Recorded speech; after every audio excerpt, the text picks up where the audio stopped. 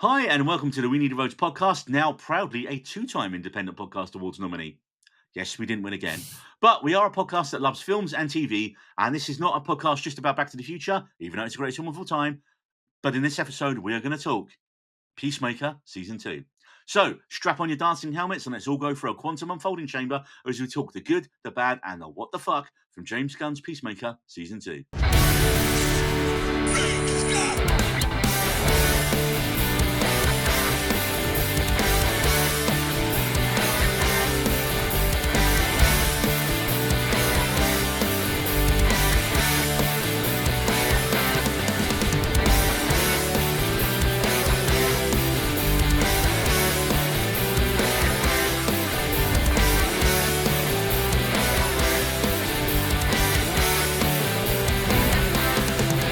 And hello to my co-host today. Firstly, all the way from sunny Portugal, it's Marie. How's it going, Marie?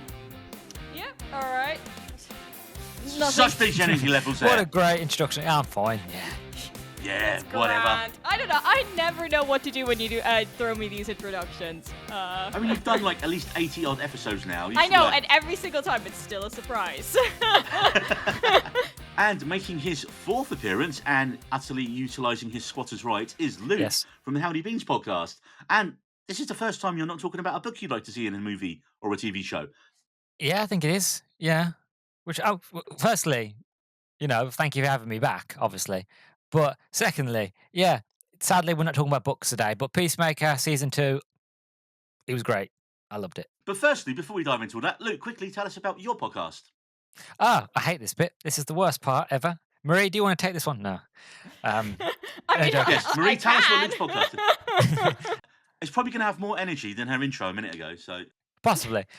So I'm Luke from the Howdy Beans podcast. It's a variety podcast where I mostly look into the topics that most people aren't looking into. So who else, as I was saying earlier, would look into Warship Down but for fun and try to defend it? Me. Who else would play the Gollum game even though it was terrible and it made me ill? Me. So basically, if that doesn't put you in about it. I know. Oh. It wasn't good. I don't recommend it. No. But I mostly try to look and talk about movies and books and TV shows that I feel like deserved to be talked about. Even if they've got a bad rap, I try to defend them or at least try to see the bright side. Some things don't always, Gollum doesn't get a bright side, but it's always worth trying. As I always say about anything, is as long as you're entertained or that you have some sort of positive outcome at the end of it, it was worth it, even if overall package wasn't brilliant. Nice. And now to absolutely throw you both off piece, the first thing I'm going to ask you is, who would you be in the cast of Peacemaker? Oh. I'm going to give you a couple of seconds to think about it, because originally Jose was supposed to be here and then he changed his work days despite being really annoyed about it. And it's like, Jose, I'm not doing a podcast at 9:30 at night like we did last time, just so that we can accommodate you. Hence, Jose tagging out and Luke tagging in. But Jose, I get such big flurry energy from Jose. He's got the look of him, and I really hope his bird blindness improves. David isn't here either, and David is he didn't watch Peacemaker Season 1. But I feel I get a Vigilante vibe from David. I don't know what it is. Yeah. I get big Vigilante energy from him. Yes, and like the sweet face, but he can be a psychopath. Well, I've always seen Vigilante as like a big murderous kitten, whereas like he's really cute and lovely to look at, but he will happily just kill you and rip you to shreds for no reason, which is basically a cat. And I can see David being that. I don't know who I would be, to be honest. I don't want to say I'm Economos because Economos is a dick and I'm not. Or at least I don't think I am. But I am sort of that techie, sort of nerdy guy, the guy in the chair. Like I'd love the idea of being a peacemaker, being a vigilante superhero. But I am more so the guy in the chair, the guy that's like, oh, you know what? All right, let me try to figure it out. I think that's who I'd go with. But I don't want to be Economos because he's a bit of a knob. But people like I was about to say, I feel like I would probably be Economos, just in terms of like general demeanor a lot of the time. Yeah. Like, I guess I have to do this, but I don't really want to. And Marie, I feel like I'm like out of all of them most akin to Eagly. I just show up at my convenience and fuck off and just badger the you one guys true for eagle. food. See, I thought Okay, you would have went with eagerly. hardcore, to be honest. I was going to say hardcore's a bit too toxic masculine, isn't she? Yeah, Yeah, especially Like, I this don't see season. Marie going and starting bar fights just because she's having a bad day. No. It depends if they're wearing sheen or not. And we're banned again in like 30 different countries. Did either of you watch Creature Commando, by the way? No. No. But the reason I bring it up is the fact that there's a character called G.I. Robot, which he kills Nazis, and Nice. there's a moment in it which is really, really funny. And it just reminded me just of that moment of like Marie walking into a bar being like, Sheen, everybody must die, and just pulls out a knife and just kills it. But I'm a good person. Yes, but you bought from Sheen. And You're not a therefore, good person if you buy death. from You're not a Sheen. good person. But before we get into the good, the bad, and the what the fuck from Peacemaker Season 2, let's have our spoiler-free thoughts on what we thought of Season 2. Marie, what did you think of Season 2? I did enjoy it, and I had a great time with it. I'm not sure if it was actually necessary, though. Luke.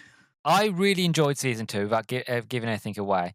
But I feel like season 2 was missing the stakes. In season 1, you've got the whole alien threat, and the Justice League aren't there, so it's down to the sort of 9th Street kids as well as Peacemaker to save the day. And then you've got the butterflies and the inside people's heads and this whole thing, they're going to take over the world. That was a high stakes of like, you know what, that's a stakes that is world ending, but it makes sense for Peacemaker. And then you've got that sort of funny ending. Whereas with season 2, it was more just the fact of, I love it for character development, but again, I can see where Marie's coming from. Where you're like, was it needed? Watching back through it, because I've seen it twice now, because I knew I was going to watch this podcast, so I watched through it all together. It is one of those where you just sit and go, I loved it. I thought it was fantastic. More Peacemaker, but it was just like certain parts weren't needed than others, but it wasn't bad. I really enjoyed it, but I have some issues which we'll get into later. Yeah. But like you say, overall, I enjoyed the journey, and I wasn't one of these people complaining about, there's all these big cameos been promised. And I didn't care about that. It was a character development season, and that is fine. Although for like about a month, Neil was messaging us, Superman is going to appear. Superman is going to appear. I bet you Superman is going to appear. I had a theory thought he he was going to would've. turn up in one episode. Yeah. Because they were filming it at the same time, so. Yeah. And there was a picture with them, and I was like, they're obviously... But don't release those pictures unless you're going to want to piss fans off as well. That's the other thing as well, right? But speaking of cameos, because I think we can mention this because this is Peacemaker. Where does the Peacemaker cameo fit into the timeline in Superman? Thinking about this is kind of breaking my brain. Because That's a good point. I haven't thought about that at all. Because like he's in Superman, he's like respected enough to get an opinion on MetaHuman. Obviously, that couldn't have. We're going to get into it, but it couldn't have happened after the events of season 2. So you would think it happened between the events of season 1 and season 2, but in season 2, he's a bit of an outcast. Yeah. I know this is too much to think of a cameo, but like this, I'm neurodivergent. This is what I do. Well, you have got a good point, because he does show up in Superman where he's on the TV going, Exactly. Superman's not all that. But then when he goes to be interviewed for the Justice Gang. Yeah. Justice Gang, yeah, which I hate the name. I hope they change it. They treat him like shit, basically. Yeah. So it's the fact of, well, he's obviously got some staple where he can get on the news and talk about Superman, but not enough where people are like, oh, who's he? So it makes you wonder, if he does that interview, would anybody listen or care? Because nobody respects him. I know. I mean, it was like a conservative news site in Superman. Like, Well, I think it was like kind of like a Fox News parody. But still, I was just thinking about that. I was just like, how does that fit in? I mean, this is kind of like an interesting middle ground, and I think we can like get to like this will lead into like my first good if we want to jump in. Yeah. Let's go. When James Gunn was doing season 1 of Peacemaker, I don't think he thought he would become the head of DC and take everything over and do Superman later. Like that was very much still in the old DCU world. And then he became head of DC, and I think that's why we got even season 2, because he didn't really want to let go of Peacemaker, but now he had to do some serious rewriting, and that leads to my first good. The Justice League retcon in the recap of I love that. That was great. On the start of season 2. I laughed so hard on that. I I also loved like when like they even redubbed it, so instead of them saying Justice League, they say Justice Gang when they call Amanda Waller, and I like I just love like meta jokes like that. I just like where they just like, yep, we're just gonna retcon it. We're not gonna give you any logical reason. It's just like this is the new It reality. is. Accept it. Yeah, yeah. Well, I have a question for you guys, and I when it comes to like the Suicide Squad, the James Gunn one, do you class that as canon? Because the reason I mention it, I remember when that movie came out and I went to go see it, and I love it. I think it's a brilliant film. Yeah, same. That to me No. never felt like it belonged in Zack Snyder's Justice No, League not at all. world, right? It never felt like it belonged there. Even though they shared Amanda Waller, it felt different. Whereas now looking what James Gunn's done now with Superman and Peacemaker season 2, even though he said certain things in that are not canon, I still class that as as the part of this universe. Do you guys class it as part of this universe or parts of it at least? Because Kind of, it yeah. does feel like a James Gunn carry on, like for this world that he's made. Well, it was his first thing he did for DC, wasn't it? Yeah. And I remember reading it at the time, and I think they wanted him to do Superman out the Mm, get go. They offered yeah. him all the big properties, and he's like, "No, I want to do a sequel to the Suicide Squad." Then was like, "Why?" Reboot more. And Because I would Like do it better, and he yeah, did. and he did. Yeah, it's yeah. still not great. Oh no, I loved it. I Oh, poor saw it in the Fred. Suicide Squad, I cinema. mean, is one The of the Suicide Squad is absolutely dog shit. The Yeah. David Ayer one, and yeah, then the but to be honest, sequel I is mean, it just was an improvement to the first Suicide Squad movie, Mm, but Suicide Squad, for me, the Suicide Squad, say that 10 times fast. To me, the Suicide Squad movies have the same problem that actually Luke just mentioned when talking about Peacemaker. It's the stakes. The yeah. stakes were always too high. Mhm. Starro was the first ever villain to the Justice League, and they assign and he's fucking ridiculous. I do not like Yeah. Starro as a villain, and which was why I already was like against him in the movie to begin with. But he's just too much of a threat to deal with for the Suicide Squad to deal with. Mm. It's and that's always my issue with I the think they movie. handled him pretty well. Well, they did, but I can see where he's coming from. Was the fact of no one would touch Starro, but only James Gunn would be brave enough to do Starro. But it's just a shame that to do Starro, he did it in Suicide Squad. Whereas you'd love to see Starro go up against Superman or the Justice League. So This is yeah, where like my prejudice, because there's an animated movie that does the Suicide Squad way better, yeah, and the threat is simple. It's the Joker hit a bomb in Arkham, and that's why they need the Suicide Squad, and that mm, makes sense because Harley has a connection, obviously, to the Joker and the Arkham. It's not perfect. There is, the word Yahtzee comes to mind. If people have seen that movie, they know what I meant. I wasn't very thrilled about that, but still, like that is more realistic threat. But I think we should get back to Peacemaker. So your first good on Peacemaker, then, where was it again, Miri? Oh The yeah, first good was the Justice Gang, retcon. Justice League, the Redcon. Yeah, yeah. For me, the first good I think is John Cena. I think this is the best he has been in anything he's done. And it's funny because we always have the conversation, oh, who's the best ex-wrestler turned actor? And generally, most people go, oh, well, Batista, because he's worked with Dennis Villeneuve. But I think Cena's proving here he's got the dramatic chops as well as the comedic chops. He's not afraid to look stupid and just give 100% to whatever role he throws himself into. And even his early stuff, like Blockers, was fucking hilarious. I love Blockers. And not enough people talk about that film. It's very funny. But I Never think even heard him of it. and it's great. I think it was originally going to be called Cock Blockers. He's a Yeah, dad who's trying to stop his daughter losing her virginity on prom night, and it's all about the parents stopping their kids hooking up. It's it's really much good. funnier It doesn't than sound good, but yeah. trust me, it is. That was one of Geraldine Visawantham's first films as well. She Mm, plays one of. I'm sure she plays one of the. I don't know if it's his daughter in it, but yeah, again, really funny film. And he so quickly got away from the standard kind of bumblehead roles you'd expect him to play as well. I think that's a big difference. The Rock kind of always took himself seriously in his roles to a point. Even when he was doing comedy, you were kind of like, but we're laughing at the situation, we're not laughing at you and your mm, character. Whereas Cena is he's 100% up for it. But I just think he really got to show his dramatic chops this season. And also Jennifer Holland Harcourt. I mean, come on, let's be honest. You're James Gunn's wife. of course you're going to get a good role written for you.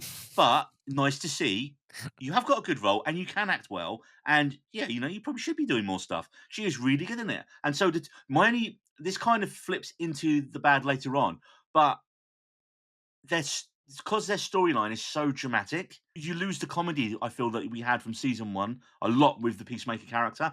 This is just him going through a lot more trauma this season. The whole season. It's not as he is not as fun. So yeah, Cena's performances throughout the whole season is really good. And in episode 7, that primal scream he lets out when he realizes that his father and brother are actually heroes in the racist reality and are not Nazis like Augie in our regular reality. I mean, the scene when Vigilante crashes through the window, and you're just like, no, no, no, no, no, no, no, no, no, Adrian, what are you gonna do? And you can see it coming. And then he's just done that speech about, look, we aren't these people. Because there's a whole bit I was like, well, why did they not? Why did they just save them? Why we Yeah. suddenly cut to that? And then I was like, wait a minute, he's not a Nazi in this one. I mean, the Nazis won World War II in this reality, but he's doing the best he can, which is kind of what he says. And you actually learn that Peacemaker, there, Chris, is actually a bit more of a problematic dickhead than they are. What I was going to say is just that Cena is so good when that scene, and then when everyone just Augie's dead, and then they all jump on and start stabbing the fuck out of his brother as well, and you just like when he just is like, no, stop, what the fuck are we doing? I was like, oh man, that's just such a raw performance from Cena there. He's just so good. Praise for Cena, please. Golf clap. Oh God. And like I said, yeah, as well, Hardcore as well. I thought she was really good in this season. She got to flex her dramatic muscles and actual muscles a lot with just beating up lots of men in this, which I like. And I do like her toxic masculine destructive arc. I think that's done quite well. And we're even given a nice pre-Suicide Squad backstory when they reveal her relationship with Joel Kinnaman. That was a nice little cameo to see Rick Flag Jr. back in it again. And the fact that scene takes place literally the day before he heads off for the events of the film. Which is why I brought it up earlier, because that for me cemented the idea it is more of a conjoined Yeah. universe. Yeah. I mean, I think it's like if Gunn writes it, it's like it's part of the world. Yeah. Side note: him and Jonathan Bailey could play brothers. Am I the only one who thinks they look so alike? Joel Kinnaman. Yeah. Joel Kinnaman can look very different in a lot of things. I mean, if you've ever watched For All Mankind on Apple, he's like what, mid-40s in real life, and he's playing in his 70s now. He's playing like an old granddad because the show does a 10-year jump usually between seasons, and I don't think they expected it to go this long. So it's gone from being an alternate history sci-fi show, what happened if Russia landed on the moon first in the 50s, to suddenly we're in the year 2050 and like it's a full-on sci-fi show now, but it's an amazing show. Ronald D. Moore did it. If you haven't watched For All Mankind, go and watch it. It's brilliant. Back to maybe. Well, I don't see it, but then again, I've seen him in a lot of things. Like he was in Altered Carbon as well. He was really good in that. Oh so, yeah, he does look. In this one, I generally every time, like sometimes when the camera angle, I was like him and Jonathan Bailey, like they look the same person. I feel like you're just writing more slash fiction here, Marie. So. Oh, my first good. To be honest, again, I agree with you. I echo the idea of John Cena. I've always been one of them people that has gone, no, it's literally John Cena, Batista, The Rock for me. Because I feel like John Cena, every movie that he's done since coming out of the WWE, he hasn't played the same character. He's always tried something different. I watched recently Ricky Stenicki, which I don't know if you saw that on Amazon. I haven't seen it yet, no. I loved it. I thought it was brilliant. But then he does that movie. Then he plays like head of state. Then he does this, and I'm like, he does a different performance, and each time you can see he's getting a bit better each time. Like he can tell he's improving and he's enjoying himself, it shows on screen. Head of State was so much better than I expected it to be. Yeah, same with me. I watched it with my dad. I thought, it's gonna be crap. We'll just put it on, and I was like, I want a sequel. Like I would happily welcome Head of State 2 if they did one. That's what I think with him is like you're always seeing progression, especially with Peacemaker. How he played Chris in the first season, how he's playing him now. He's got used to the role, so now the role's evolved. Whereas again, The Rock and all that, he plays the same person every movie, so it gets a bit boring. And I wonder if it's like James Gunn then goes, okay, he can handle the dramatic weight. Let's give him that to do now, rather than be like the action guy with the funny one-liners and the quips, which he was a lot of in the first series. Yeah. It's like we got that in season one.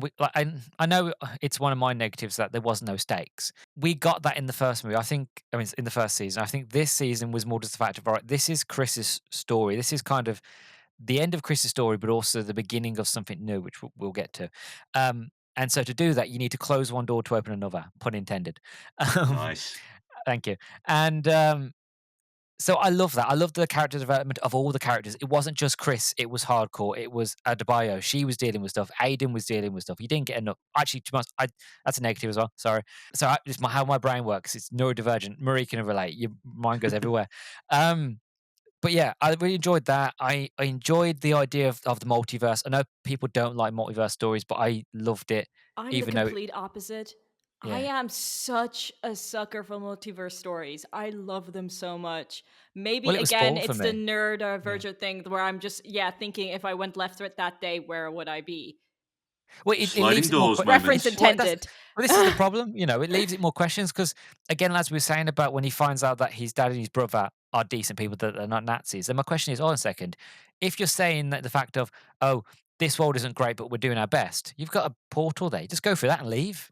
Like, if you don't Yeah. wanna be here, just this is the problem with multidimensional, like, any time you could just gone through that door, and he would have never had to come back to Planet X. I You mean, know what I I did mean? do like I think like there need to be consequences for multiverse stories. I really actually just not to get again off topic here. Stargate SG1 actually handles multiverse stories really well, Yeah. where it's like you're not meant to be in this reality and it starts pushing you out. But then it's like, I mean, this is kind of like, I think, just the humanity of like Gunn's writing. It's just, as someone who, uh, let's just say is fucked in the head, the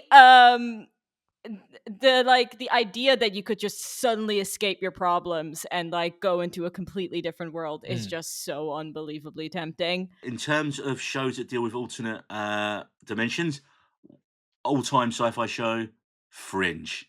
Fringe was, Oh. oh my god. If you haven't seen Fringe, I've never gelled with Fringe. And it's I think it maybe gets it's better because as it goes on. I know, but I've tried multiple times. I think maybe if also because there's also some scary elements. I couldn't deal. I Fringe was well, kind of pitched as like a modern day X-Files, really. And then Yeah. yeah. I mean, I couldn't with deal with X Spock, Files either.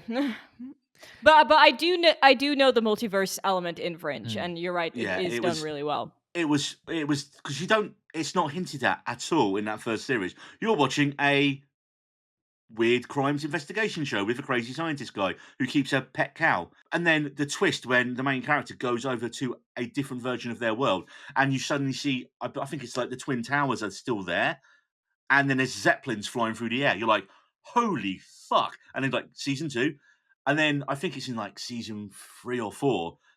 There's a bit where they change the credits slightly different, so you know that, oh, this episode's going to be in that version, and so you start getting full episodes or arcs in the other world.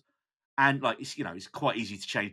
So the characters get to play different versions of the same characters, and it's like, oh, I just remember, yeah, Fringe was fucking superb. Loved it. Go watch Fringe. That's the thing. Like some shows and some films have done the multiverse better, and then others is like haven't done it so well. I quite like the multiverse story here. I just don't feel like enough is done with it. One other thing I've got on the good, I thought Danielle Brooks' ads was really good. She's like the Mm. heart of the team in this season, Yeah. and she's probably the most grown up and emotionally intelligent of any of the characters there. And again, she was kind of underserved quite a bit throughout the season, but she got that brilliant scene where they're playing Scrabble with Judo Master, and Judo Master's like, "Yeah, they hate everything I am. I'm a gay Buddhist." I was like, awesome, because that was just so Yeah, out of nowhere, that scene as well. He was like, "Oh, we're finally getting character development for Judo Master." She's also But her then, mother's daughter though as well. Like you can tell she is yeah, at yeah. like she's so manipulative, but she does it in a way where you're like, yeah, I can see where you inherited that off your mum because especially how she had manipulated Aiden. I was like, that's quite clever actually. but also how she realizes when she goes to have that breakup scene with her wife, and she's just like, "Do you know what? We want different things," and that I don't want to settle for that because I'm going to be unhappy in a relationship. Therefore, it's not a healthy relationship for either of us. And she's so good in that scene. Mm.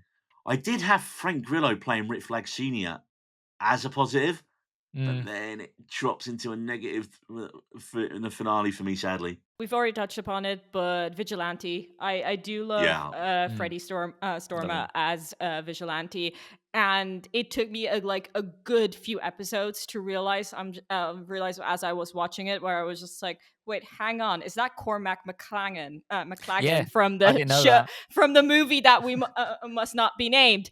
But I thought it was just so funny, where I was just like, oh, he looks He looks so so different. different. Yeah. It's the glasses and the smile. Mm. I think it just and oh yeah, and he's British. Like it's Yeah. He's nailed the accent, hasn't he?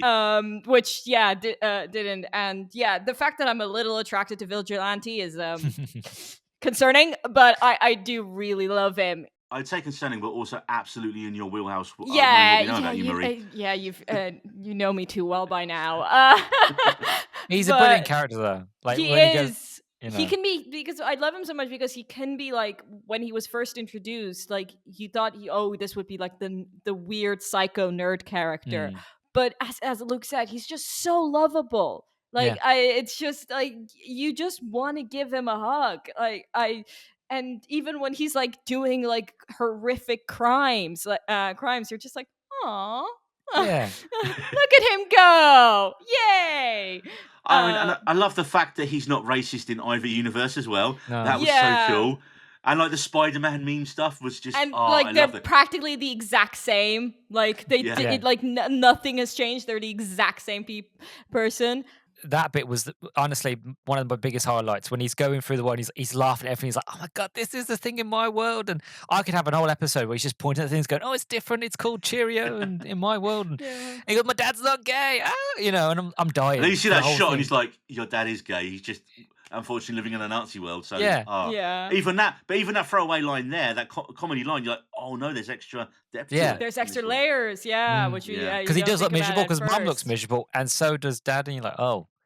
But it was just funny how he was going through it, and then he meets him, and I was expecting, oh, he's going to be like a hard ass, or he's going to be like really a killjoy, and then when he smiles, I'm like, eh. So I did that again. I It's know we're like, not doing dude. negatives. I just wish there was more of Vigilante Yeah. in this whole series than what we got.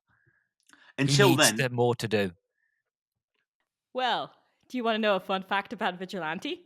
Yeah, different actor or Yeah, so I knew that bit. Yeah. no, yeah. but the fun fact is, so originally Chris Conrad was Mm. cast to play Vigilante, and then he was replaced by Freddie. But that means that in the dance sequence of season 1, it's not Freddie. So Oh this yeah. one was the first Oh. dance sequence he actually shot. Oh, well, that's handy because he wasn't in costume in the intro, was he, for season 2? Exactly, he wasn't. So it's actually Chris Conrad in the season 1 dance sequence.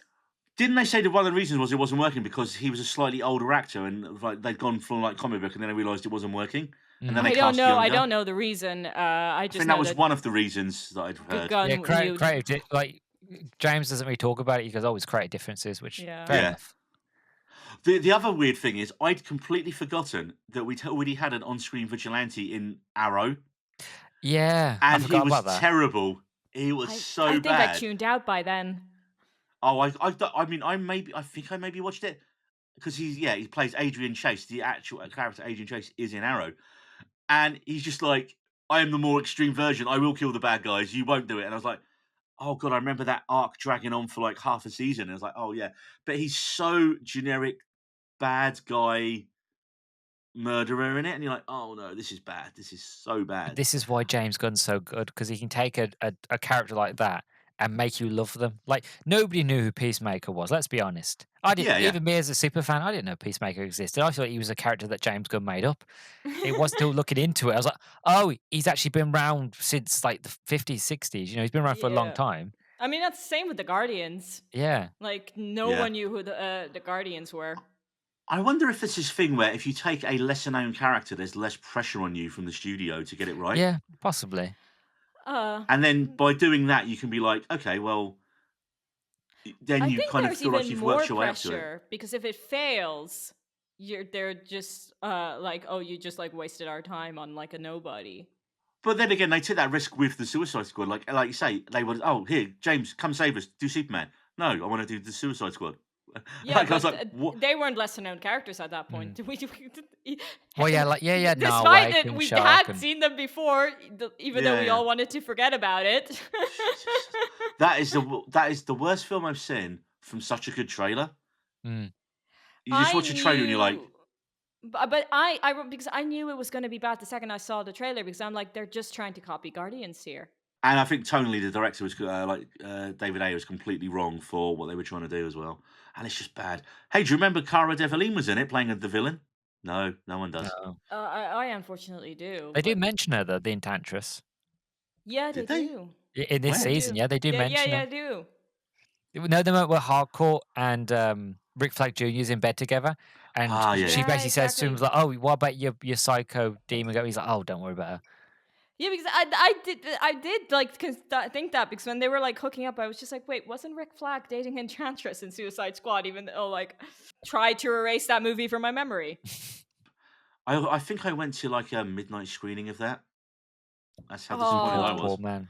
I That's the do miss worst midnight midnight screening I've screenings ever. though, Yeah. because like when a movie is shit, we all like band together. Like it's. I don't know. I feel like there's this collective fog of, especially a lot of the ones I went to back in the day. There wasn't that many bad ones, and you'd come out of it and be like, "Oh yeah, that was really. It wasn't as good as before, but yeah, it wasn't." And then the next day, like, why the fuck did I stay up for that? It's like Yeah, ruined my week. regret. Um, Moving on to the good, and again, another character who I think is a James Gunn creation, and perhaps you guys can confirm this for me. Tim Meadows as Langston Fleury. I I think he is. fucking love this Yeah. guy. He's so funny. He comes in episode 2 with his off-color nicknames for the rest of the team, his rambling, weird sexual stories, and his bird blindness. Oh my god, he was so good. But then he does fall into my bad for later. Oh. Anything positive though about Langston Fury? You guys like? Oh. I actually like that he didn't overstay his welcome, because I honestly found him a bit annoying. He was supposed to be I though. He was supposed to be, but if he was in too many episodes, he would have been too annoying. I think that he was there for just the amount of right time. Yeah, I think they got the right actor for the right role, because he is. Again, if you've seen him in anything, you know that he has that way of. Again, if you've seen Grown Ups, he's just good at that line delivery. And I think anybody else would have done it terribly. But I do agree with Marie. It was like he was in it enough where you liked him, but if he was there too much, you'd be like, "Go away." Like you're Yeah. taking too much screen time up. Like the bird blindness is like, is it The bird funny? blind. Yes. It is, but like for like a couple of episodes, because it's so ridiculous. It's the same with like Eagle E's arch nemesis. This. I mean, the Eagle E, like.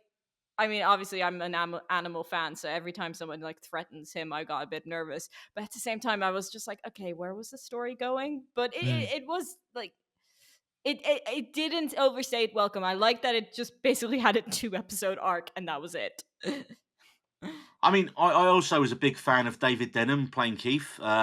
Again, I yeah. was thinking, where have I seen this guy before? And he was he was Pam's fiance in the original, in the American Office. He was a douchebag in that, and I was like, that's what I've seen him in. I couldn't. Roy, I think he was in that. That's it. And I couldn't remember. Again, he has such a brilliant scene in this show when he's trying to save his not racist dad, and Team Peacemaker just jump on him and begin murdering the shit out of him. And then, like I said, that leads to Cena's finest moment of the season when he stops them from outright killing Keith.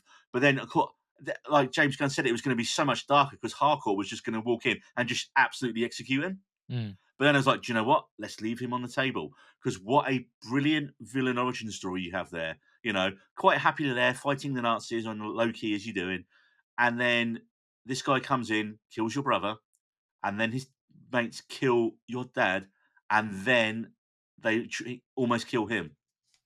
They're not fighting the Nazis, though.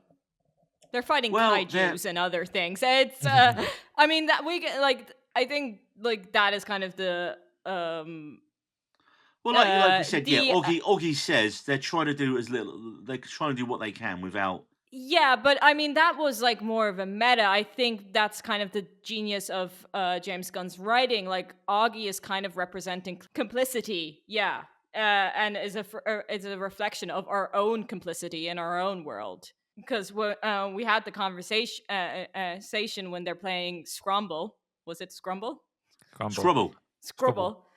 Scrubble. I where thought it they was scrub. realize, like, you know what, this world is not much different to ours. Like, it's Yeah, that's a brilliant just line. only like a few key differences. So like the blue dragon character was more like, I viewed it more as a reflection of her own complicity. I think though, like you say, the fact that Harcourt was gonna take him out and she goes, "Can't have you coming after him." I was like, "Holy shit."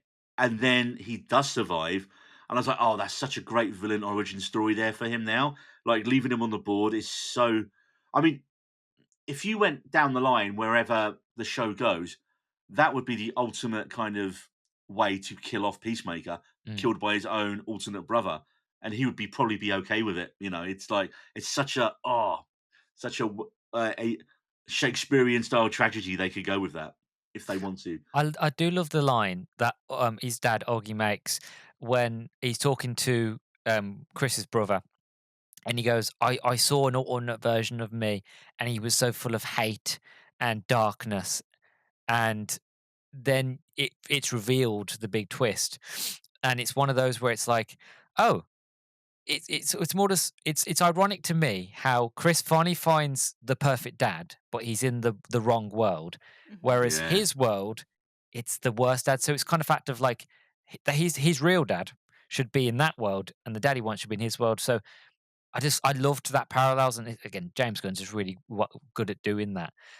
It's just how he's trying to explain to his brother of like, look, Chris was an asshole. We all know how bad he was. He wasn't perfect, and I don't know if he is a murderer or not, but he's my son. And you can just, it's just such, you forget how good of an actor Robert Patrick is. You know, people just know him for being the Terminator, but he's a generally good actor. And when he wants to do serious, you're like, I was sitting there going, oh, he really loves his son. He understands that he's a piece of shit, but it's his son, and that's it at the end of the day. And he believes Chris. I was like, I didn't know he mean to kill him, but we all know what Chris 2 was like. And I Yeah, love that. I did like that, where he, like, when he heard how he dies, he was just like, okay, that kind of tracks. Yeah. Like, it's it's just like honest, like real honest self reflection there, where you're Mm, just like, yeah, I can see that happening. Well, I do really actually appreciate the soundtrack of season two. I mean, I now follow James Gunn on Spotify. I think he has incredible taste because I know he is a fan of Ghost. So, uh, immediate points in my books. But I was really surprised because the band who does the opening number, Foxy Shazam, they're not that well known.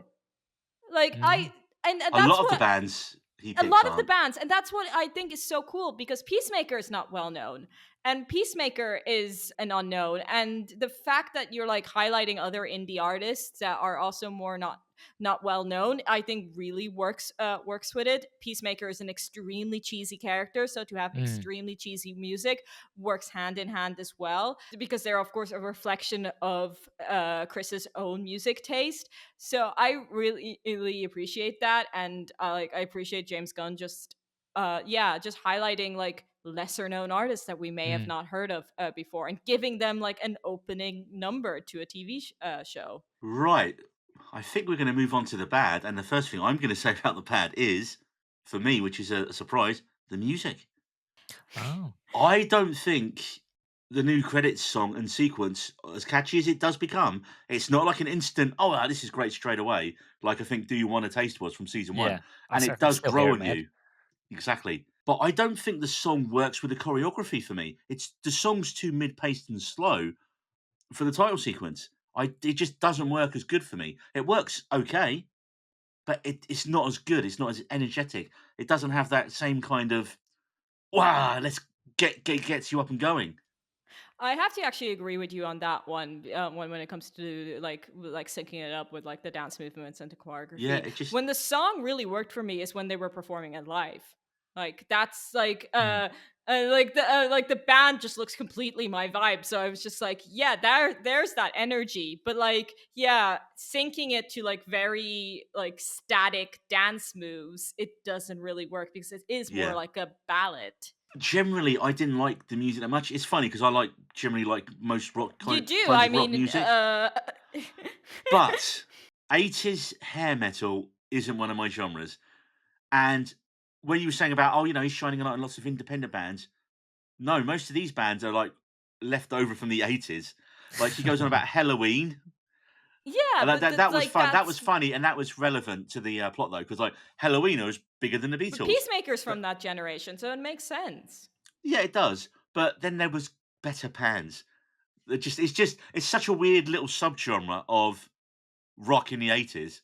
And I would like to say I'm really into my rock music, and I hadn't heard of half the bands. I'd heard of a couple in season one, and season two it was even more like, who are these guys? Like who? What? But And I don't that's the know. I good just thing. Like that's a Mm. good no. thing. But Peacemaker's unknown, so it reflects the show. You're just upset there wasn't a Metallica and a Black Sabbath song on there. Like what to quote Like Alien. Jose, what he said last time: No. add a rock music to the end of a show, and Neil will be happy. Do you know what? Normally, I would absolutely set fire to Jose for that, but David said who were the Ramones on the last episode we did. So I guess we're the people who know music, Marie. I guess we're the on the podcast. Oh, and obviously Ben, because he literally tours with Yeah, I mean that's the reason the he abandoned Ramones us. and Jimmy Eat World and Offspring. It's fine, Ben. It's fine. But no, I just think as well. I think all the music is a bit too samey, and it doesn't provide the same emotional heft that a really good Gun needle drop does. You look at when he uses "Creep" at the start of Guardians of the Galaxy 3. Mm. Every lyric syncs up perfectly to the scene and the character. He's a master of that, and yeah, like the Guardians of the Galaxy soundtrack, he was perfect at mixing in the well-known stuff with the much lesser-known stuff and doing it really well. My problem is with Peacemaker it's the one genre. So therefore, it's either a cheesy 80s rock song or it's a cheesy 80s ballad. There's not enough variety for me in what they do with it. It just doesn't work as well for me. For me, it's a rare miss. It's a very rare miss for him on his soundtracks. But again, he's a fan of all these bands. So hey, if you could put your favorite bands in on your show, you Exactly. absolutely would. Oh yeah, I I If think I would. ever that's Yeah, made what something, like Peacemaker is for him. It's basically just a letter of love. yeah. yeah. Just Oh, he can put his favorite bands. He gets to cast his wife in the lead role, and he gets to exactly work with people he likes, but make something good from it as well. It's not Mm. like a full nepo thing, which is great. Marie, what's your first bad? breaking up the gays. I honestly, there was no reason for them to break up. Well, they weren't happy together. Yeah. But they were Ads happy in wanted season more. one. Like it's just, But in season one, Ads wasn't realizing what she wanted to become. And she wasn't honest with her who her mom is. yeah, Yeah, but still, like I mean, like they were married and had 3 dogs, like that, and sending illicit I thought you were going to photos to say each daughters.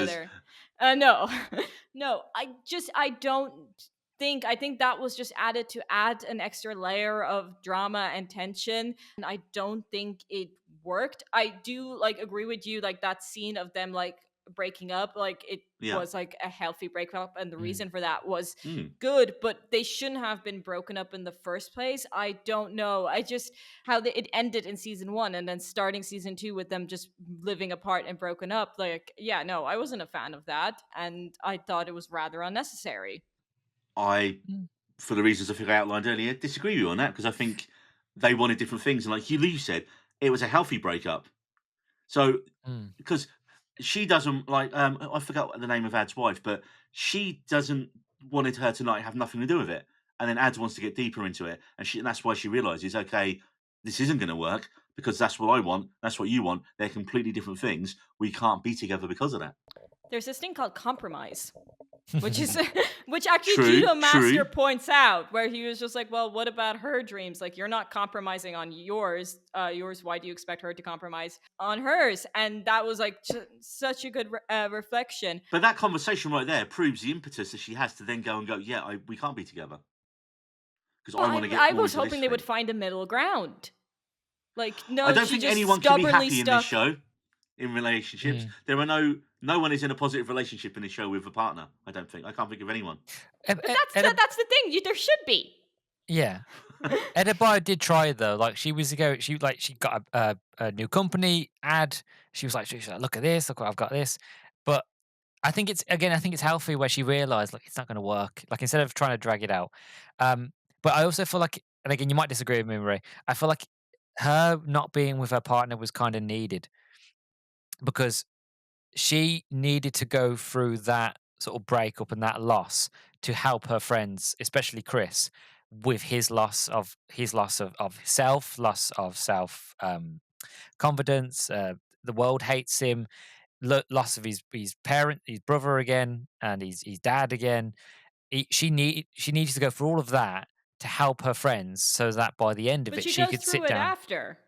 Yeah. Like it does, and I like completely disagree with you. Like you can still be emotionally resonant without like having gone through the same shit. Yeah. And it's slightly different to what Chris actually, but it is also completely different to what Chris has gone Yeah. through. Like I just think it's that trope of we got to put our characters through shit, basically, isn't it? exactly, Really. and Yeah. that's why, and I hate that trope. I hate just like putting characters through stuff, especially if they're the only queer relationship in the show, and But uh, then does that ring against that when just because you shouldn't surely oh well we can't have bad stuff happen to them because they're the only queer couple on the show. no, we shouldn't, but there should be like reason for it. And for me, there wasn't enough reason, especially since we never actually saw the actual falling out. They just started the show with them apart. As I said, I think we agree to disagree on this one for a change, which is always good, and we encourage healthy debate. One of my first bads is, as I mentioned, and is that you didn't have enough Vigilante. As we all agree, he was one of the best. But what the dancers, they didn't use him enough. Granted, he's funny, but you didn't get to see enough of that. He was just used as a comedy relief. He was You just know, there. he was just there. With all his And random things about I know about spiders. yeah, he's like, give me these facts. I'm like, that's funny, but you've already done this. It's one of Yeah. those where it's like he's such a great character. I just wanted more of him. I wanted more of him and Chris, because I love the bit where Chris has had the orgy. He knocks on the door. He's happy. He's like, "Well, why didn't you invite me?" And Chris is like, "Well, I didn't think you liked this sort of thing." He was like, "What about me? Did you think I wouldn't like about sex? Everyone loves sex." And like when he's chopping up the body, Chris hates it, and Vigilante's like, he La kind of la he's got la. he's kind of like Art the Clown. He's enjoyed it, like, and he's sick. But again, as we all say, you love him. You're like, he's chopping up a body. I should be disgusted, but I think he's great. And that's the thing. Or when like Chris is says to the alien, he calls him an arsehole. And I'm like, those little moments between Vigilante and Chris, I wanted more of that. It's just we didn't get enough of it in this season. We got so much of it in season one, but so little of it here. And you forget how good and how much he had to do in season one. I'd Yeah. forgotten about it when the reveal happened about the Planet X and the racist planet thing, and everyone started resharing the clip of him in prison fighting Augie from season one, and he Mm. comes out with that massively brilliant tirade about racist and oh you bunch of sister fuckers and all this kind of stuff, and then he beats the fuck out of everyone, and you're like, Mm. holy shit, he was so cool in that scene. And then Mm. because someone goes, remember he wasn't racist since he's always been a friend to ads in it since Yeah. season one. He's always been really anti-racist, and everyone reposted that scene. I was like, but how awesome is he that scene? And we don't have anything like that in No. season two. Nothing as close to as good as he got to be in that in season two. The only scene that really jumped out with us in season two is when he like tragically stabs Augie to death and then goes Yeah. full murder, death, kill on Keith as well. And you're like, oh no, because That's that's It was another so, definitely negative going it to was maybe so we'll in get character to. from him. Like, It like the was, second yeah. he showed up at the house, you knew something was gonna go wrong. You're like, Yeah. oh no, babe. I did love his den. I did love his den full of Oh, his drugs little and drug guns den. and money. Okay. This But is no, we drug can't money. spend it because it's blood money. Yeah, And your I- soul will burn in hell forever. But like murder is completely fine. I Yeah. just love his twisted reality so much. And then the camera cuts and you got them going, oh, it's pretty terrible as they're stuffing money in It's their there's pocket. something. It's Those completely little terrible. jokes I really love. Yeah. Uh-huh. By the way, like, what is his power? Because he's not an average person. I mean, he gets stabbed a lot. Does he have super strength or something? Like, No, I think what he's is- just really good at killing. I think. Yeah. But he like gets Because it's the same as Chris. Injuries. Chris is just a metahuman. Chris isn't a metahuman. He just has his only powers, I suppose, come from the helmets. But he didn't wear them at all in this season. I've Most already of the seen time. theories online that apparently Okay. people are trying to say that Chris is a god, because obviously this is part one of God of James Gunn's Thunder? God of No. Monsters sort of Okay. universe. So people are trying to say, no, the reason Chris can take so many hits and not die is because he's a god. Or an ex-pro wrestler. Yeah, I don't. Well, yeah, that. But I don't Yeah, agree but with same this with like theory. I think it's Vigilante. I silly mean, he theory. gets like stabbed, beaten up quite a bit, and I thought at least he has something. Yeah. We don't know enough about Vigilante's background Yeah. yet. to No. No, know I any of just that. wondering in case I missed something. Now, one thing that I've got on the bad is I did not think there was enough development of the supporting characters. I already mentioned Fleury, and like you Mm. guys were like, but too much Fleury would be too much. But you introduce him, you have the bird blindness, but then he disappears for most of the rest of the season. I Yeah. really wanted to see his reaction to Planet X. I mean, come on, him finding out about the racist world, and it's not addressed. I wanted to just even one line. I just wanted a couple of more scenes of him throughout the season. And then they introduced Sol Rodriguez as Sasha Bordeaux, a new Argus agent. Mm. She has nothing to do all season. Her whole character arc has two brief moments in the whole season. One, they hint that she occasionally hooks up with Flag Senior, Yeah. and that's really like briefly hinted at. And then we You find see out them in she's bed together. Yeah. It's yeah, not but briefly it's hinted kind of that post. And then you that is find out that pretty she's a cyborg black as and well. white. She's cybernetically enhanced, but we don't know what her powers are or anything like that. And then the craziest thing for me, she just because she doesn't like, and this kind of happens with Fleury as well. They both just switch sides in the finale, and I was like, has Flag not noticed that his girlfriend and like one of the rest of his Not team have girlfriend, just fuck jumped buddy. ship? Well, yeah.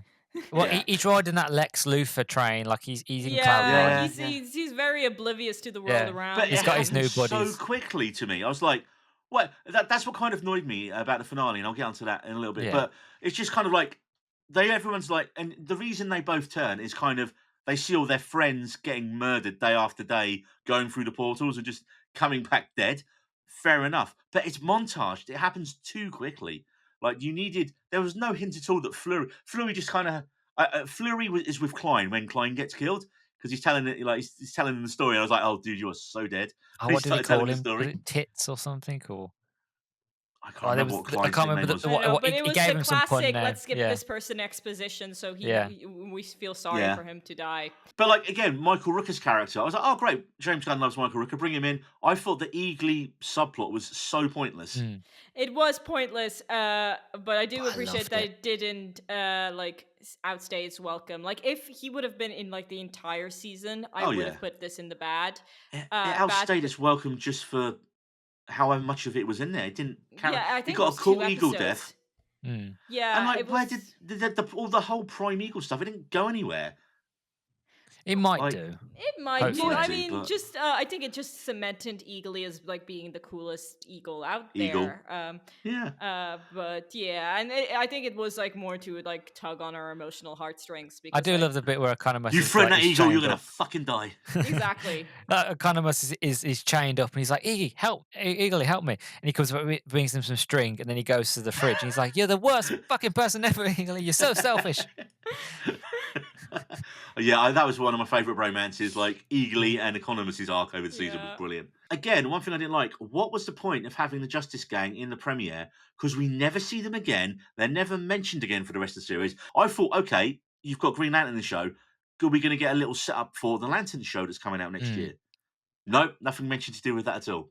You can, I mean, you can argue because I was counterpointing myself on this already. That okay, it's the rejection there that sends Chris on this drunken spiral Yeah. that then leads to him going through the door and killing the thing. It just kind of smacked off. Hey, these guys are in Superman. Oh shit, we better watch this. And it was a funny scene, but again, Joe reminded me of Deadpool and Wolverine when he's trying to apply to be an Avenger. Mhm. It was that exact same kind of thing, and I was like, oh wait a minute, this is very Deadpool and Wolverine. And then that's what then puts him on like the downward spiral thing. I think that's like the overall issue with this season. It just lacks direction. Like it has some cool elements, but the entire time I was just like, "What's the main plot line here?" Like even and I'm perfectly fine with like a character development series, but even a Mm. season, but even that was kind of not made clear until like the penultimate episode. And I like, as Luke pointed out, like season one, like taking down the butterflies, that was a clear goal. And this one, like, and this is where I was like, was this a little unnecessary? I was very surprised that that we were getting a season two, because I thought like season one like concluded perfectly. And I think this was more of like getting everyone like a final hurrah to say goodbye to the characters before we put them all in like the new DC a DCU, and like making Chris a more like he was already a Large likable character character. within the. Yeah, no, but more. He was already a more likable character. He was already likable, but he wasn't a good person. He was never really Mm. a good person, and I think that was just like bringing him on a journey so people would feel like all right to root for him. Yeah. Because in like Suicide Squad, he was more of a comic relief, a relief character. The Dick's line still. The dick sign, picking up dicks on the beach. Yeah, Oh, and so like he so didn't I would really suck have every much to dick on this do. island for peace. Yeah. And No, once again, I Chris. don't think anyone expected Peacemaker like season 1 to be as well received Yeah. as it was. Oh, one other thing on this still as well. The alien in the folding chamber didn't do anything. No. No. And that really annoyed me because it's like he's dancing in the credits. Give him something to do for fuck's sake, Yeah. other than just dumping those weird little things See, in the trash. I thought that alien was from that head world that they see, Okay. Yeah. or something like that. But no, I don't know. I don't think they ever went into his door because they knew No. it was occupied. Because Possibly. they were looking for an unoccupied, like, alternative reality. So they just always pass him. I think, yeah, he like it's the rules of 3, like in comedy. Like if you do like it's a joke if you joke, but you can't do it more than 3 times. And I think we definitely Yeah. saw him more than 3 times. So you're like, oh, is there a reason for that? But there was no development with it. Like even if he like punched someone in the face and just walked away, like, or, Do you know what I loved? What would have worked? To keep it really simple. In like the final episode, like he just walks out and then just literally says hello or waves at someone and then walks around and walked out. Or Yeah. like, Yeah. especially to or like says hello to. Did the rest of them ever see him? Was it just Vigilante? It was just Vigilante. No, And all Chris- of them so saw none of- them. They Oh, did saw they? them when they were exploring the alternate worlds. He was just there burning his little rats. I mean, I want a spin-off. I want a spin-off episode on that guy. Yeah, I really that It I would have been mean, great if they knocked on the door. He opens it. And he's like, and, What do you know, want? just, Yeah, what do you want? But also, like, it did kind of like break the rule. Like, if you're in the dance sequence, you're like playing a major role in the series. Like, but you're not. He was just there. It was the fact that we didn't get to spend enough time in Planet X. Of like, because Yeah. the idea behind the fact that that's this alternate universe and Chris is there, but to me it felt like a MacGuffin.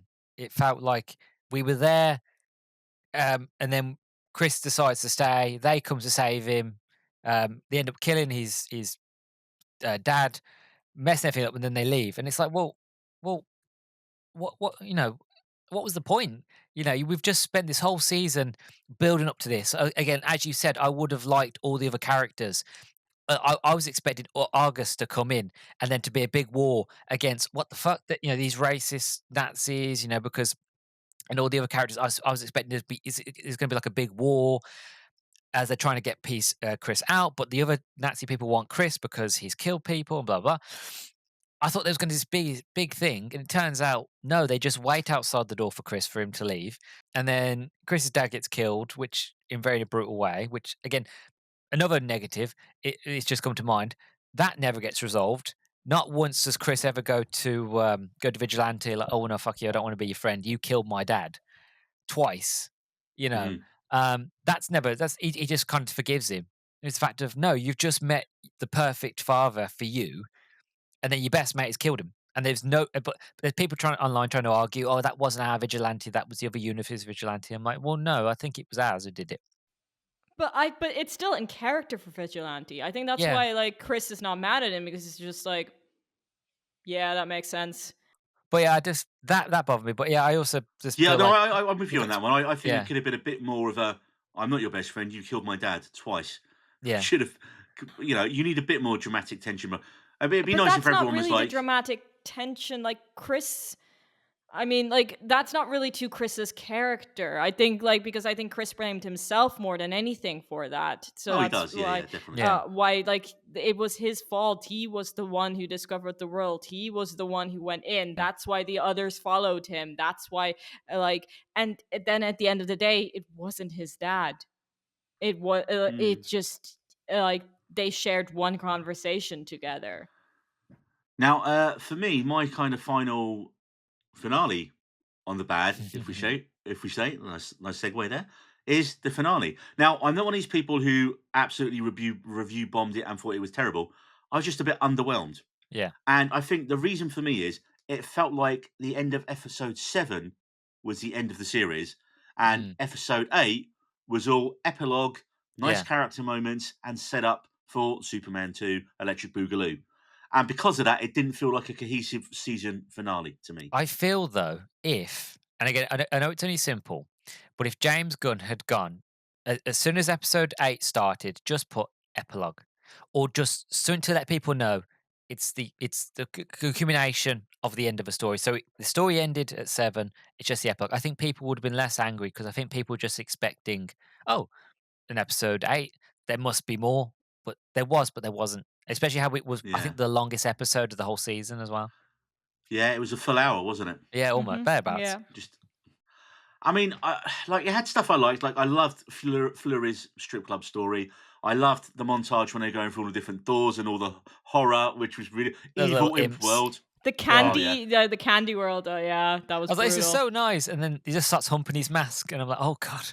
But I wanna watch a movie where that, like, or just they go into that world. I generally thought at that point, sorry to take over, I thought at that point that, Chris is down and out, he's like, "I'm done." Harcourt goes to this world, gets taken away by these little gremlin people, and Yes.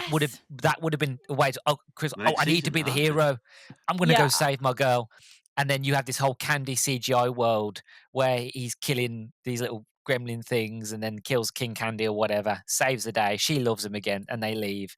And then you could have had your montage of these, these are all the other doors that we did, but it didn't do it. Yeah, I That would, completely agree with you. I thought the exact same thing. I thought this was yeah. where this was gonna be headed. But then hardcore court is not a damsel in distress. So at the No, same yeah, she's not. in time, I'm like appreciate them not doing it. But I generally thought that was like gonna be Chris's motivator. But like you say, the whole season had been to do with Earth X, the reveal there, and then Mm, suddenly this episode. I mean, it was hinted at with the stuff with Lex before in a previous episode, but it was the whole. Oh no, we're looking for a planet. Why? And I mean, I thought their plan was to stop Flag.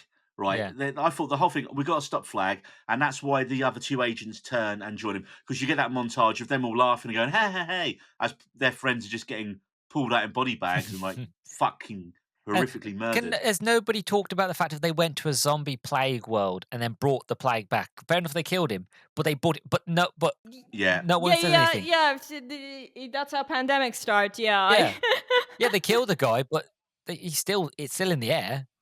whatever the fucking was going on in this giant screaming skull world as well. Oh, I love that. When he opens the door and he looks at you, he goes, "No." Nah. Yeah. I mean, there is a brilliant line, isn't it, when Economist says, "When has anything we've ever done been for the good of the people?" I was True. like, "Oh, that's an all-time line in the season." But yeah, like I said, I thought they're going to go and right. That's it. We're going to try and stop Flag from using it. That's going to be where this finale is going to head. Instead, we got the montage of them setting up the new company. Like, oh, we'll forget about that. Yeah. Happy, happy, happy, joy, joy. And I was like, what the fuck is going on? That really threw me. And I get they want the slow motion cool shots. God loves those. Mhm. He He loves does. those. He overuses them. Yeah, he does here. And the fact that then Bordeaux and Fleury have just jumped ships and joined them with Yeah. no recruitment, I was like, that really threw me. I mean, great. They're characters that I want to see more of and more given to in the future. But also, you need to have at least a scene where, I mean, with Fleury, it's just, for Fleury, it's Klein's death. Yeah. As much as he was being a dick to him throughout the series, you can see that really hits him when it happens. And the same with like what's her name, Bordeaux. She realizes, oh no, Flag is literally becoming like Lex. I need to get away, which is fair enough. But the big thing with the finale for me as well, is too many musical montages. Too Yeah. many. I Yeah. do have to agree with you. Because what does the company actually do? Well, according to the comic books, I don't know. No, so Yeah, what are they like? What is it like? A secret service? Is it like Well, angel apparently, investigations from Buffy? Like what do they do? What is the business plan? I think they're going to be a peacekeeping company. yeah. When he said about, oh yeah, there's not going to be a season 3 of Peacemaker, I was like, oh, so it's going to be season 1 of this show of Checkmate. I wasn't annoyed by the lack of big cameos or build up for No. that. I mean, like you said, apparently the original ending was actually going to be Harcourt and Chris on the boat Mm. before the arrest and the planet dumping, and then Peter Safran, the other like Guns co like producer guy, co our head honcho, he was like, no, we really need to add that in to set up Superman 2. Yeah. Okay, question. Who thought they actually fucked on the boat? Because I thought that's what they were hinting at, that they I did. actually They hooked up. hinted so much that it was more than that, right? Okay, thank you. It was Thank me. you, because No, I no, thought I- I was reading in too much. And when then the scene happened, I was just, wait, they just kissed? That's it? Yeah. That's it. Yeah. I genuinely thought, full on like drunken messy hookup. No, it was just. I mean, it was a passionate make-out session, but it was just a make-out session. It's just, like, I kissed you, now we need to go get beaten up in bars to feel something. yeah. I'm like, that makes no sense. Didn't track. It doesn't. Yeah, it didn't track. Oh. Like, I did that when I thought I was straight. Like, it's like the kissing random people at parties, not the beating up people in bars. Start Good times. to We know. don't talk about it. Straight Marie is a whole other story. Yeah, the whole planet dumping thing. I was like, okay, this is set up for something else. It isn't Peacemaker. It Yeah. isn't. I appreciated like the emotional beats we got from a lot of the characters, but even then we didn't get it for all the characters. Like Vigilante was forgotten about again in the finale, wasn't he? Yeah. Yeah, they Yeah. just talked about milking spiders. I mean, Yeah. I think maybe because Fair, but I don't. It's really weird. Weird saying this about like a murderous. But maybe because he doesn't need to improve, like him himself, he's very secure in who he is. yeah. Well, I've got 2 points about Rick Flag in this. Going off from Creature Commandos, I won't give anything away because I do want you to watch it because I do think you'll enjoy Creature Commando. I'll just say it's about spoilers. Rick Flag in that one, he is all about the loss of his son. That the loss of his son really did a number on him, to a fact of, but he didn't know who it was, so he didn't know what to blame. And then we find out in Peacemaker, he finds out who it is, and he gets his revenge, which we all know and we saw. So my theory was, leading up to sort of the end episode, was the fact of, now he's got control of all the doors, he's going to either go to Earth X or to other doors looking for his son. And I think we spoke about this, Neil, a little bit. The fact, and that's what I thought he was going to go, because that would have made sense for the character progression. Because, like James Gunn said, Yeah. all of them are meant to link into each other. Every single project leading from Creature Commando. So I thought, well, the character there is what we've got now. That would have been the thing of like, I've got control, I'm now going to go look for my son, and that's how his would have ended. And I thought Lex would have come in to the story again at the end, took over, and now he's got control of this prison. I was not expecting Flag to be all sort of, fuck all these guys, forget about my son. Yeah, Forget about it was that. tonal whiplash, wasn't it? It didn't work. Now that you pointed out for it, yeah, because like being mad, like at Peacemaker, okay, he killed his son, but then in turn building a meta-human prison. Yeah. Even though like Peacemaker could have gone to a normal prison because you said he's not a meta-human. Yeah, so Peacemaker, like, as far as we know. Prejudice towards that come from. Also, like Peacemaker was already in prison. He was quite happy to be in prison. Why'd you put him in a different prison? It didn't make any sense. Yeah, and that was the thing. Yeah, Flag had gone from distrusting Luthor to basically becoming like Luthor. BFFs. He's my best friend now. I love this guy. But we needed more. We needed another scene to like show it kind of his Luthor's influence on Flag developing. We didn't have that. I was going to say, it would have been great to end Rick Flag Senior's story where he gets lost in the multiverse looking for his son. And then you could find him later where he's found a new life and he's found his son, where his dad died or whatever, so different. I mean, that's the thing. He's gone from being a grieving father out for revenge, which is a good character arc for him. So, like, okay, he's in charge of Argus. He's after Chris, who is our hero, but also he's not an out-and-out bad guy. And like you say, there's that from portraying it in the Creature Commandos as well. So we kind of know that he isn't the full-on villainous bad guy. But then it just switches in the episode. And like the montage of him laughing and going, hey, yeah, with all his like tech buddies, while all his agents are getting killed. I was like, this doesn't work. It doesn't make sense. Yeah. It just it seems so much of a tonal whiplash for his character from earlier in the season. Like you needed a couple of more scenes to show that his more villainous turn was coming. So Marie, this now brings us on to the what the fuck section. What is your what the fuck from Peacemaker season 2? Yeah, sorry to backtrack a little bit, but I put the finale in the what the fuck. I mean, I had this like a positive what the fuck or a negative what the fuck? I'm more like, oh, this surprised me, what the fuck? Because like we do expect superhero shows to have like a climactic final battle, like Peacemaker season 1 did. That was a very epic way to end it.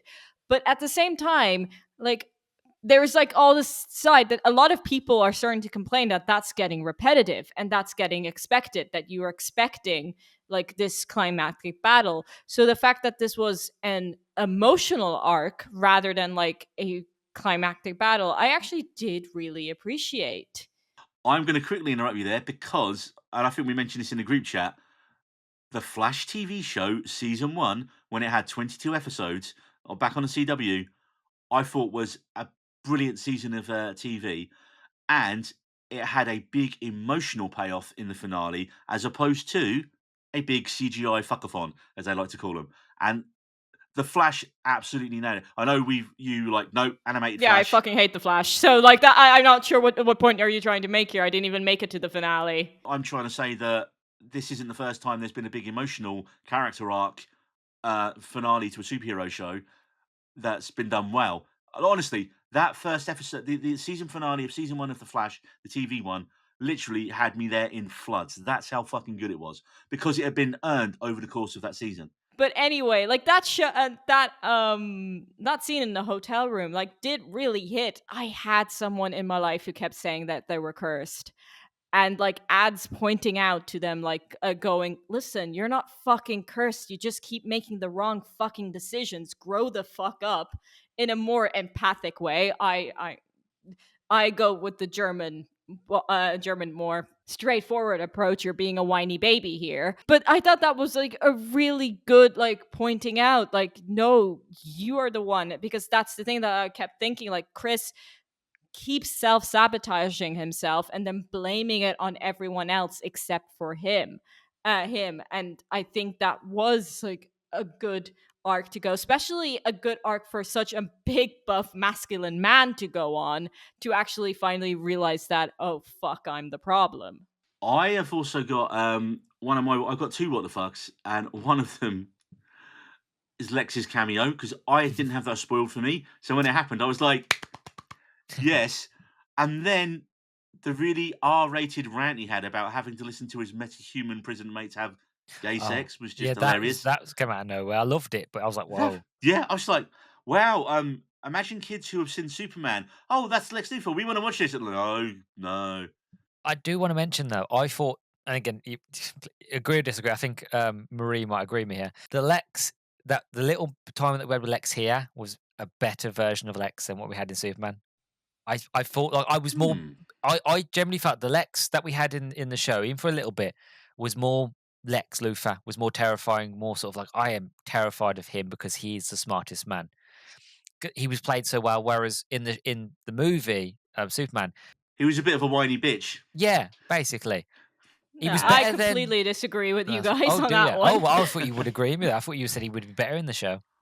No, I mean I like Lex Luthor in Superman. I didn't think he was so- bad. I just preferred him here. I was thinking like him being more sort of allowed to be let loose because it's X-rated was more sort of like okay, I'm more But scared to be of him honest, because that was funny, but Lex doesn't actually let loose. He's a Yeah. very like controlled person. He's very calculative on how he speaks and what he says. He's a master manipulator. I mean, it was funny, and then you kind of got, lol, Lex Luthor and Peacemaker now, not like fun Superman. But I mean, it was more like for shock value and humor. I mean, what I think we need to get onto as well is the biggest what the fuck of the season for me, and I think for you as well, Luke, the reveal that this was Earth X. Now, yeah.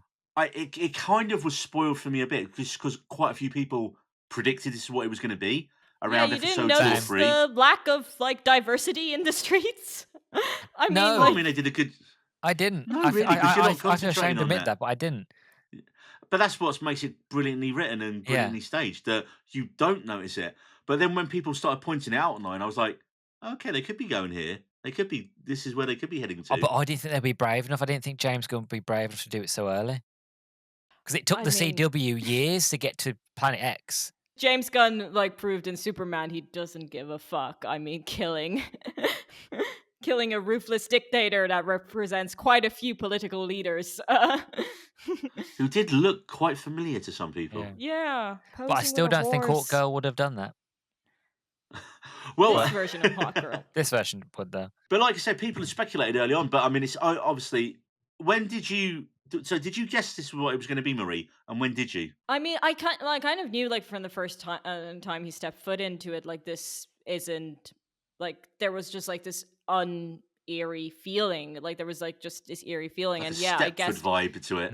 exactly exactly like perfect life in the suburbs. So I thought it, and what clued me in was the first time when he gets up against the Sons of Liberty, and like that's what they were called, right? It felt Yeah. staged.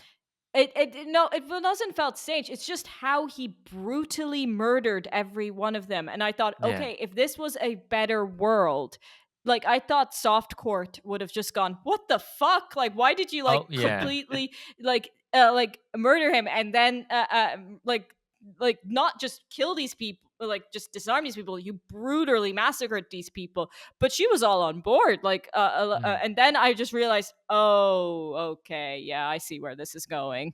I mean, yeah, the obvious one for like the person who doesn't pick up on any nuance at all is obviously when Ads is out for a walk and then Keith goes, "Hey," and I can't believe he said this line. And they got this line on TV. He goes, "A black got out." I couldn't believe they said that. No. And then it literally ends with her running down the street being chased by a mob. That's a brilliant scene. I was like, oh my God. That was the episode where everyone was like, and Peacemaker, boom, brilliant TV show. Fair play, man. Like, fair play to James Gunn, because I loved the bit when we get back to the next episode and like it dawns on Chris and Harcourt, nothing tipped you off. I don't know, the great big mural of Hitler or the swastika on the American flag. He could have said, oh, I thought it was Charlie Chaplin. Just to like hammer it home to people who are just like, holy shit. But I mean, fair play, man, for James Gunn showing a white racist America on screen. I didn't even dare to look at the comments on that episode. I thought, you know what, it's gonna be a pointless exercise. Just like read what anyone who, because Nazis don't like being called Nazis. They don't like being told, hey, you're the bad guys. Fox News shows a white racist America on screen every single day, so I don't think James Gunn did something different here. But I mean, for a fun comic book show that is a spin-off kind of now of Superman, the fact you had such searing race commentary about modern day America, fair play, James Gunn, fair play, man. That's the thing. I completely agree with you 100%. I just wish we had more of it.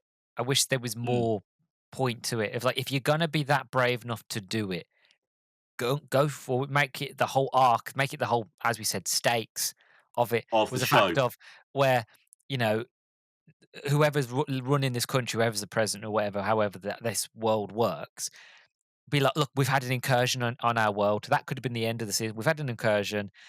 Time to go get in. Let's go for the multiverse and Deadpool, Wolverine. Yeah, kind of like that. We've had an incursion. They've come in. They've messed up. They've killed our heroes. Time to get revenge. And they go and they find, oh, there's a world where we didn't win the war. And then you could have done something there. But there was no stakes. Like once it was over and the door was closed. Yeah, literally. That was it. Yeah. Yeah. Like I know they've left it open for his brother. And I generally thought his brother was going to appear in the last episode. I was a bit bummed out that we never got James Gunn that. has said he's not finished with Keith yet. He goes, I don't know what I'm doing with him, but he's on the table. So also, I mean, this probably would have given it away immediately, but shouldn't have everyone been speaking German? Isn't that what the Americans keep saying? Like, if we haven't gotten involved, you all would be speaking German right now. Yeah. I mean, we should have been tipped off as well when they said about Halloween being as big as the Beatles, or bigger than the Beatles. Again, another terrible band. So this brings us on to, as James Gunn has said, there will not be a season 3 of Peacemaker, but will there be a season 1 of Checkmate? I don't think so, because like every time James Gunn mentions the characters, he's like distributing them throughout the DCU. I think like Vigilante's next appearance, I don't know, I forgot the name of the show, but he already like said where Vigilante is going to appear next. Wasn't it Superman 2? No, it was a TV show. Like, you can't put Vigilante in the Superman film? My God. It would give poor David Cornsweat a heart attack. Oh, Well, I think we're heading in two directions here, and I've done a little bit of research on where this could potentially go. Mm, So the planet that they have decided to be, I mean, this is where it looks like we're going for Superman season two. Looks like where we're going for Superman 2, Man of Tomorrow. That somehow I think the idea because this is what Gunn said. The big two reveals were the new agency Checkmate, and there is a metahuman prison planet called Salvation, which is where Chris ends up at the end of the series.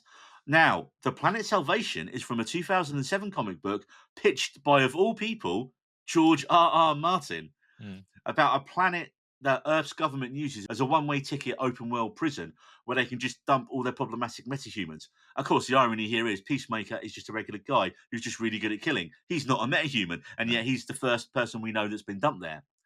Now, did anyone else think that planet and that thing make you think of the Void from Loki and Deadpool and Wolverine? I was like, so a planet where you just dump all the super villains that you don't want.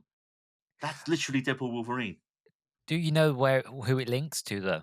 One theory is that Flag is actually going to be the villain of Superman, uh, Man of Tomorrow, and that the plan and plot might be that he sends Superman somehow to Salvation, where I'm assuming he's going to find Peacemaker, who's been Mm, surviving, and then they'll have to team up to escape. That's why you won't get Peacemaker in a show because you're going to get him as like a co-lead in Superman 2. Maybe Flag, and then maybe once Flag is up and running, mm, he even double crosses Lex and then sends him there as well. Because there's a theory that the Superman Man of Tomorrow film has Lex and Superman teaming up to yeah. face an even bigger threat. And that would tie into the rumors of this them two having to work together, as with Peacemaker there as well.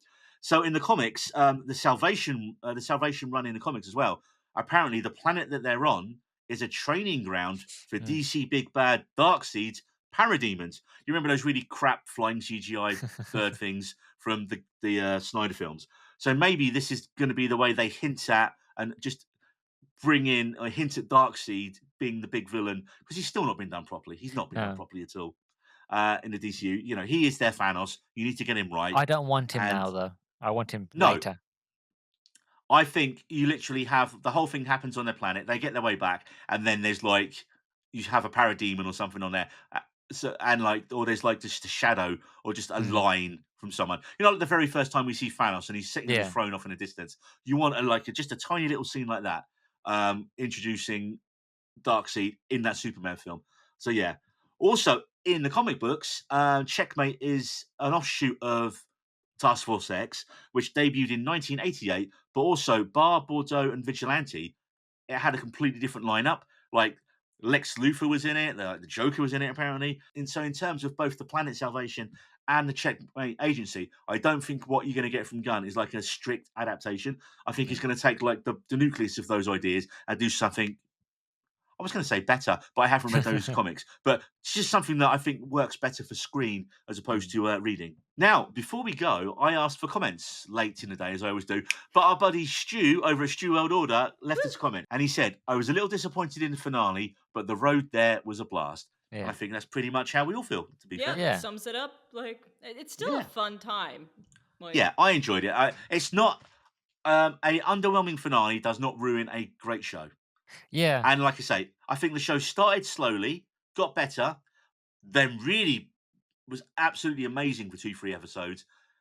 And I think because the highs were so high, just having the emotional arcs at the end and not like you say, not like what you said, where we were expecting this big fight on Earth X, on Planet X, Mm, and it just shut the door and that's forgotten about. But we've yeah. spent the whole season building it up and it's just gone. It just needed something else, maybe a little bit more. There's a But chance he'll come also back. Yeah. there's a chance it could yeah. come back, yeah. It's interesting how like the two seasons like parallel each other because season one had a bit of like a slow start and then it Yeah. started picking up later on and then it got like the finale was really good and then like season two had like a really great start and then like Mm. fizzled out with like a montage finale. I think it leads in really well to Lanterns though.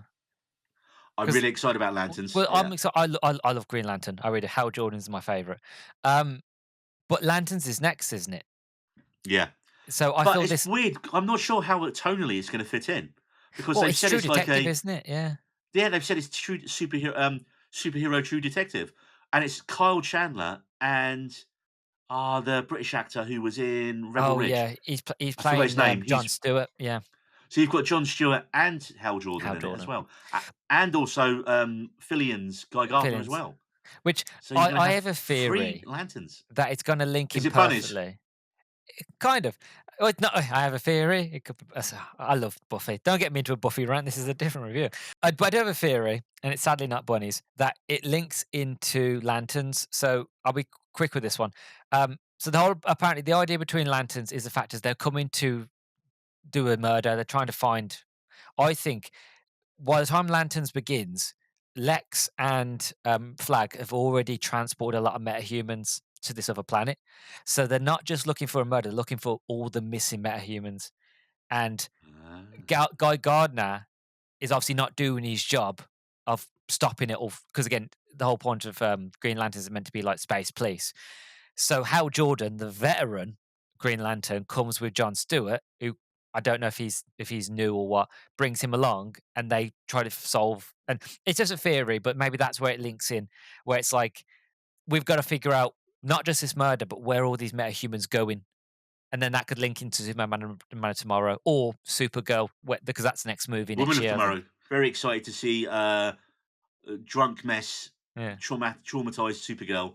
That's going to be what I very will good. say, what James Gunn's able to do with Creature Commandos, Superman, and this, he's got me excited again in the DC universe, which is not something I can say about the last universe. That as it went on, I got less and less interested. So I didn't even watch the last couple of films. I never I bothered did. watching Aquaman 2. Movie I enjoyed from that. Like, Blue Beetle Birds wasn't of Prey bad. was okay. Yeah, Blue Beetle was decent. Blue Yeah. Beetle was just kind of like... I did enjoy Blue Beetle. I didn't enjoy the fuckers I saw Blue Beetle with who kept talking throughout the entire movie, and I wanted to kill them. I want that actor to come back to play Blue Beetle. I think he was good as a Zolo good. Martin. So Yeah, I want him to He come was back. from... Karate Kid. He was in Karate Kid. No, Cobra Kai. Cobra Kai, I think James Gunn has hinted that he wants Blue Beetle back. I don't know if he's mentioned he'll bring the same person back, but if he does, I hope it's the same guy. I think, he was given a shot. Yeah, Blue Beetle was fun. That was fun. Yeah, that's the word, fun. It was fun. But the rest were terrible. Okay, right. Well, that about brings us to the end on our Peacemaker Season 2 spoiler special of the We Need a Rose podcast. I'd like to thank my co-hosts today, Marie and Luke. Marie, where can people find you on the socials?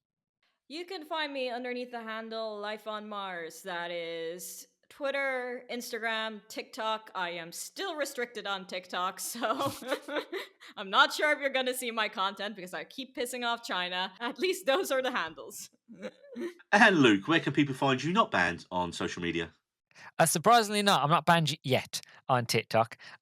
You can find me on TikTok and Twitter at How to Beans Podcast. You can also find my podcast on all podcasting platforms from Spotify, Apple, YouTube, and any sort of podcasting platform really. But not banned yet, but give it time.